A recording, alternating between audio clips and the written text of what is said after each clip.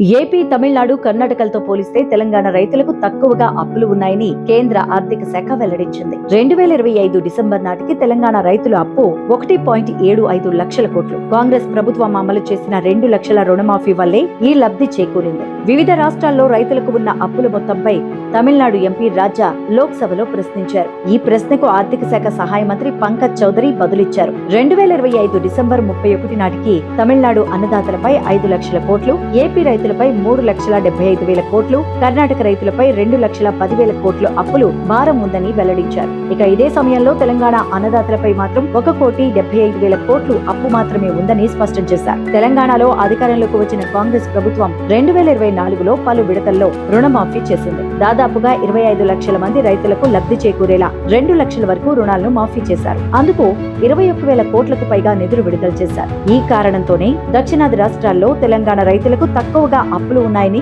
కాంగ్రెస్ వర్గాలు వెల్లడిస్తున్నాయి. రైతు సంక్షేమానికి కాంగ్రెస్ ప్రభుత్వం పెద్దపీట వేస్తోంది. అన్నదాతలను అన్ని విధాలుగా కాంగ్రెస్ ప్రభుత్వం ఆదుకుంటోంది.